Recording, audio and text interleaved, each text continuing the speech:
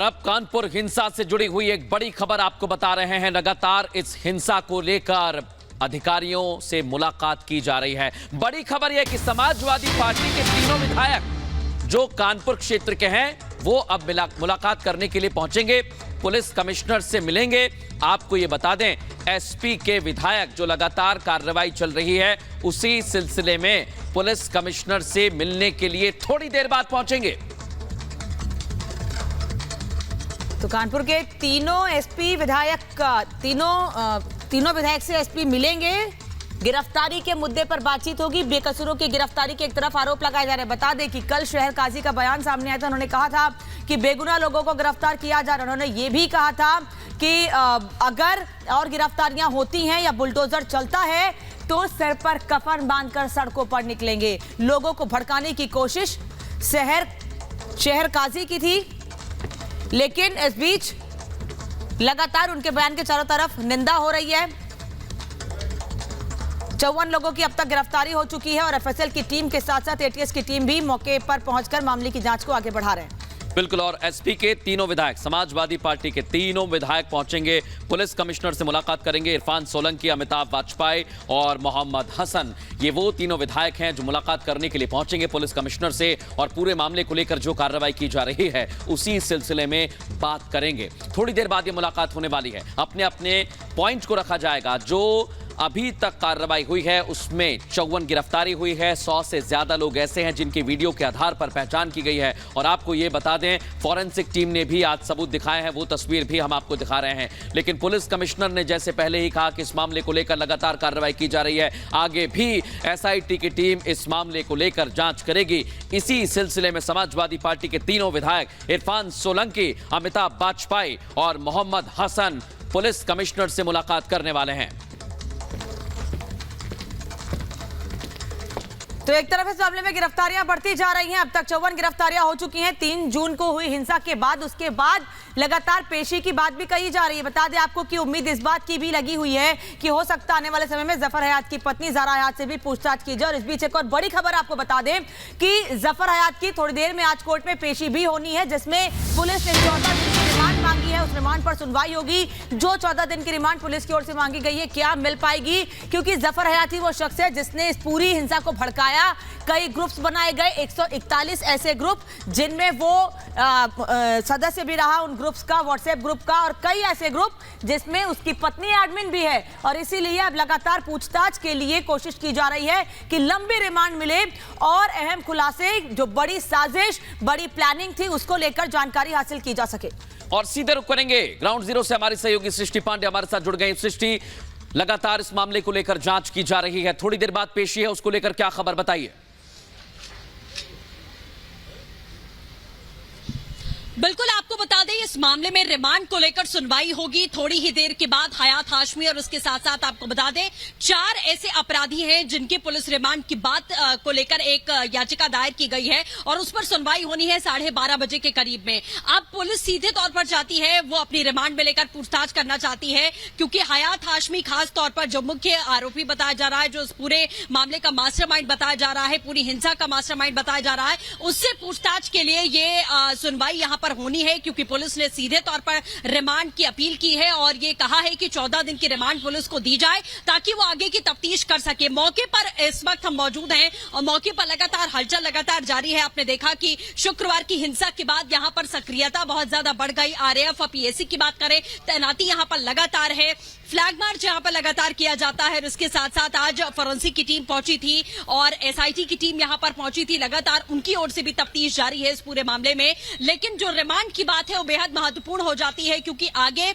ये जो साक्ष्य और तथ्य यहां पर मिल रहे हैं, चाहे सीसीटीवी फुटेज की बात करें, मोबाइल फोन की बात करें, जो चैट्स मिली है उसकी बात करें, जो ग्रुप्स मिले हैं, 141 व्हाट्सएप ग्रुप्स मिले हैं जिसपे इस हिंसा को लेकर लगातार चर्चा होती रही, उसको सामने रखकर, इन सबूतों को सामने रखकर काउंटर करना बहुत जरूरी है। ये पूछना बहुत जरूरी है कि इन ग्रुप्स में और कौन कौन लोग ऐड थे। बहुत सारे ग्रुप्स में हयात की पत्नी ज़ारा हयात वो बताई जा रही है कि वो एडमिन है, तो हयात को इंटरोगेट यहां पर किया जाएगा, उसे तमाम सवालों के जवाब खंगाले जाएंगे। क्योंकि सीपी ने साफ कहा था कि 3 लोग ऐसे हमने गिरफ्तार किए हैं 54 लोगों में से, जो 54 गिरफ्तारी अभी तक ऑफिशियल बताई जा रही है, उसमें से 3 लोग ऐसे हैं जिनका सीधा कनेक्शन पीएफआई से है। और पीएफआई कल स्टेटमेंट जारी करके सृष्टि ये कह चुका है, पीएफआई की ओर से कहा जा चुका है कि हमारा इस मतलब से कोई मतलब नहीं है। लेकिन बड़ी खबर आ रही है, वापस लौटेंगे आपके पास।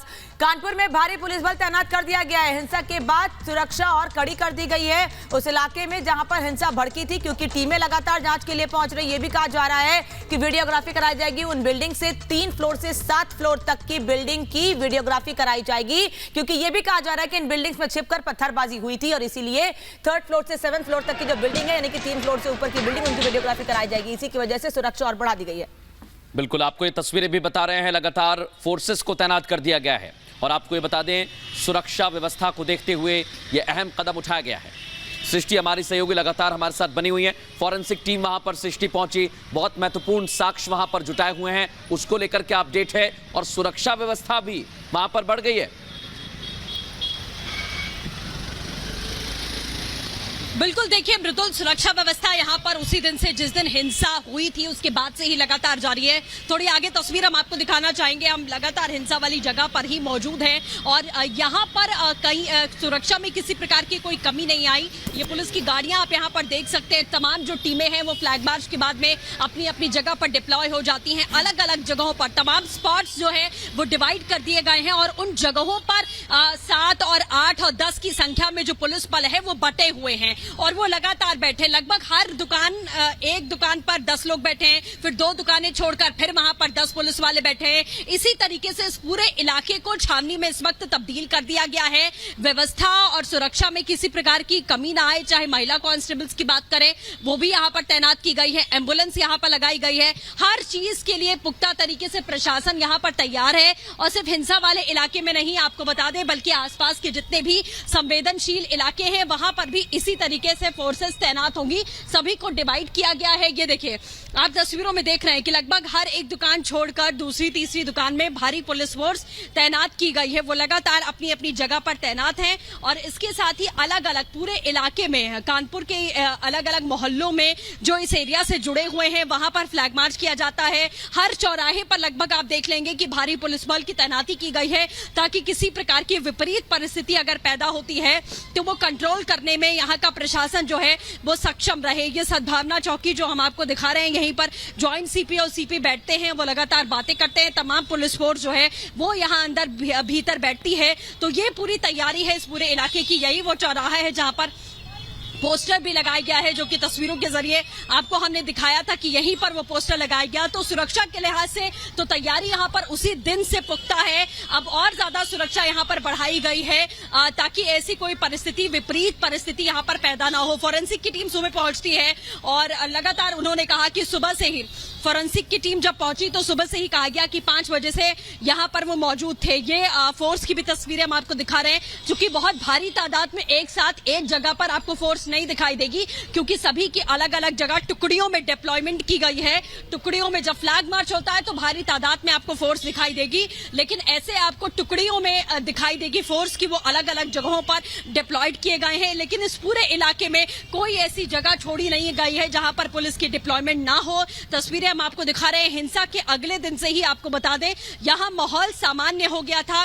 रोड को कभी ब्लॉक नहीं किया गया ताकि आम लोगों को कोई दिक्कत ना हो। 2 दिन तक भले ही दुकानें जो हैं यहां आसपास वो बंद रही थी, लेकिन तीसरे दिन से दुकानें भी शुरू हो गई खुलना और सब अपना सामान्य जीवन व्यतीत कर रहे हैं। लेकिन पुलिस का जो जमावड़ा है वो यहां से हटने का नाम नहीं ले रहा है। वो लगातार यहां पर तैनात है और प्रशासन का यही कहना है कि जब तक एक एक कार्रवाई नहीं हो जाएगी, माहौल पूरी तरीके से शांत नहीं हो जाएगा। पुलिस फोर्स यहां पर लगातार रहेगी और इसी तरीके से माहौल को कंट्रोल किया जाएगा। बार बार लोगों को प्यार से भी समझाने की कोशिश की जाती है कि अगर कोई इस तरीके की बातें कर रहा है या किसी की इस तरीके की मानसिकता है या कुछ लोगों में डर का माहौल है, क्योंकि आम लोगों ने कहा कि उस दिन हमें अपनी जीवन की रक्षा करना भारी पड़ रहा था, ऐसा लग रहा था कि शायद हम बचेंगे नहीं। जो माहौल हमने देखा, तो लोगों को सामान्य करने के लिए, उन्हें यह आश्वस्त करने के लिए कि प्रशासन यहाँ मुस्तैदी के साथ तैनात है, आने वाले समय में ऐसी कोई घटना जो है वो कानपुर में घटित नहीं हो सकती है।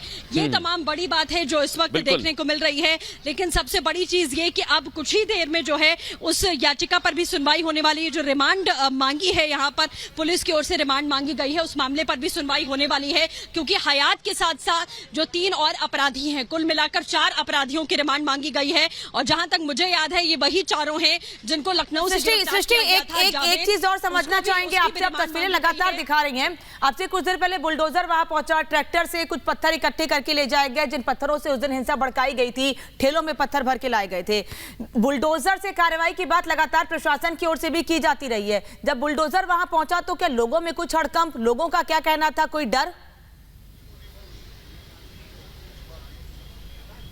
नहीं, बिल्कुल। देखिए अनामिका, बुलडोजर अब इस समय जिस तरीके से बुलडोजर की कार्रवाई हो रही है, जब बुलडोजर यहां पर पहुंचा तो इस तरीके का कोई माहौल तो नहीं देखने को मिला, क्योंकि वो नगर निगम की कार्रवाई थी। नगर निगम ये जो जगह जगह पर पत्थर इकट्ठा हुए थे, जो मलबे इकट्ठा हुए थे, उसे हटाने के लिए यहां पर पहुंचा हुआ था। वो किसी अन्य कार्रवाई के लिए बुलडोजर यहां नहीं पहुंचा था। वो कार्रवाई नगर निगम की ओर से की जा रही थी। नॉर्मली जब भी ऐसा होता है कि कहीं पर भी पत्थर इकट्ठा हो या आसपास में कुछ भी गंदगी इकट्ठा हो, तो वो हटाने के लिए नगर निगम बुलडोजर का इस्तेमाल करता है। चूंकि यहां पत्थरबाजी हुई थी तो मलबा बहुत ज्यादा एकत्रित हुआ था। माना जा रहा था कि अभी तक इसलिए नहीं हटाया गया कि तफ्तीश यहां लगातार जारी है, हिंसा वाली जगह है, सुराग न मिटे किसी भी प्रकार से, इसीलिए अभी तक वो कार्रवाई नहीं की गई। लेकिन आज जब फोरेंसिक की टीम सुबह पहुंचती है, ये कार्रवाई करती है, तफ्तीश करती है, तमाम साक्ष्य सबूत इकट्ठा किए जाते हैं, उसके बाद नगर निगम की ओर से ये कार्रवाई यहां पर की जाती है। बुलडोजर की कार्रवाई को लेकर लगातार हमने प्रशासनिक अधिकारियों से सवाल पूछे हैं कि क्या बुलडोजर या संपत्ति जब्त, इन मामलों में आगे कोई एक्शन लेने की तैयारी है। तो उनका लगातार यही कहना कि लंबा प्रोसेस है, कागजी कार्रवाई होती है, पहले हम गिरफ्तारियां कर रहे हैं, चिन्हित कर रहे हैं, पहचान कर रहे हैं, उसके बाद में कोई इस तरीके की कार्रवाई आपको देखने को मिलेगी। वो भी आगे अगर फरमान आता है, ऑर्डर पास होता है, तमाम चीजें हम देखते हैं, संपत्तियों को भी खंगाला जाएगा, देखा जाएगा, बैकग्राउंड देखा जाएगा, बैंक अकाउंट्स खंगाले जाएंगे, फंडिंग नहीं हुई है ये देखा जाएगा। उसके बाद जाकर तब कोई इस तरीके की कार्रवाई हमें बुलडोजर या संपत्ति जब्त की कार्रवाई देखने को मिलेगी। प्रशासनिक अधिकारियों का साफ कहना था कि थोड़ा लंबा प्रोसेस होता है, तो अगर ऐसी कोई कार्रवाई होगी भी तो उसमें थोड़ा समय यहां पर लग सकता है। तो बुलडोजर यहां पर पहुंचा था, वो नगर निगम की कार्रवाई थी। सीधे तौर पर पत्थर बहुत सारे इकट्ठा हुए थे इस पूरे इलाके में, जगह जगह पर पत्थरों का और मलबे का ढेर लगा हुआ था। सृष्टि, एक और अपडेट हम लेना चाहेंगे दर्शकों से, क्योंकि लगातार सृष्टि आपने उन लोगों से बात की, चश्मदीदों से, और उन लोगों का कहना था कि पहले से यहां पर इस तरीके का मलबा देखा गया, पत्थर देखे गए। वीडियोग्राफी की जो बात आई थी, क्या वो हो चुकी है कंप्लीट, या अभी छतों की तलाशी भी ली जाएगी, वहां पर भी देखा जाएगा?